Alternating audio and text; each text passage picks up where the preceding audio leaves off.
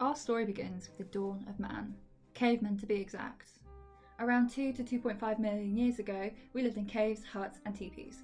At this time, the most common career paths were hunting animals or gathering food from the floor and trees. Some particularly skilled people also went down the career path of tool making, usually using stones and bones to make common household items such as axes and arrows.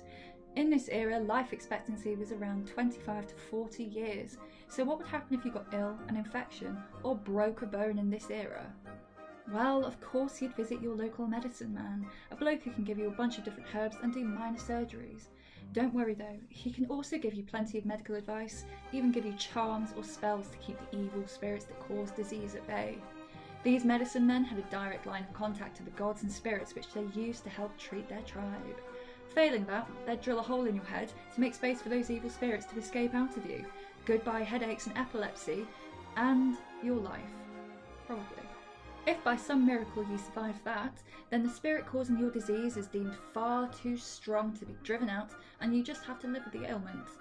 Broken bones required a different approach. Using a combination of sticks and clay, a splint and clay cast would be put around your broken bone to heal you right up, although no promises about how straight the limb would heal. Got a cut that's infected? No problem. The medicine man has a great solution. He'll hold some ants that he's collected over your wound, let them bite, and then decapitate them so the pincers would stay in your skin and hold your wound shut. Got a toothache? No problemo. Just visit your local medicine man. He'll drill a hole in your tooth and fill it with bitumen, hair and plant material. The medicine man could do it all. Fast forward to Egyptian time. Egyptian lifestyle is quite healthy, all things considered. They maintained a life of balance and moderation in terms of their diets. You would even drink beer in moderation. Most medical advice you'd get would be to keep yourself healthy by staying clean and eating a balanced diet. If you were one of the luckier ones that got to work for the 19th dynasty, you even got medical insurance, pensions and sick leave. Medicine was mostly focused on medicinal plants, making various recipes and concoctions to heal you up. They also used honey and pomegranate juice for medicine, and you'd have a choice of over 800 remedies, even pills. Some ailments required stronger medicine though, like cannabis. Got a bad ailment? Don't worry, you may also be offered animal feces or even metals to rub on the affected area. They did believe that the human body was made of channels, like a river, that circulated air, water and blood around the body. When the river is blocked, the crops became unhealthy, so that logic was applied to the body and doctors would give sick people plenty of laxatives to unblock the body channels and make you well again. Got a major issue? Don't worry, you can get referred to a specialist surgeon in Egyptian times who could also do treatments using knives, hooks, drills, forceps, pincers of ants again, scales, spoons, saws, and always this is done with a vase of burning incense.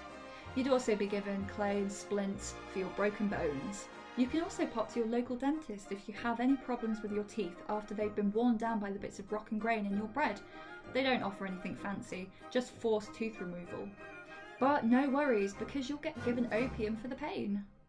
All things considered, the hospital game of ancient Egypt was quite good.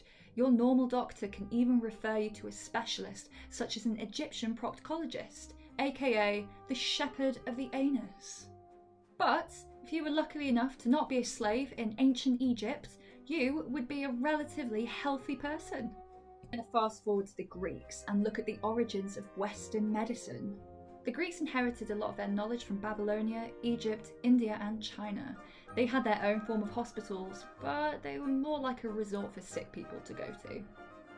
These sick people resorts were for healing and incubation, or something known as temple sleep.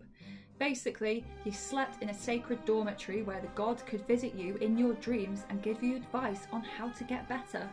Miraculously, this worked, and there were very few deaths recorded for these places. But that may also have something to do with the fact that they incorporated exercise, bathing, relaxation and good food. It's almost as if taking care of yourself actually helps your health. The Greeks were the real pioneers in transitioning medicine from spiritual belief to science thanks to the many philosophers. In the 5th century, it was determined that the universe is made of fire, air, earth and water. This led to the belief that the body was composed of 4 humours: blood, phlegm, yellow bile, and melancholy. It was determined that the health depended on the harmony of these humours in the body. Greek medicine was also really pushed forward by a guy called Hippocrates. I mean, does the Hippocratic Oath ring any bells? Hippocrates taught and practiced medicine and encouraged others to look at where disease came from rather than blaming the supernatural.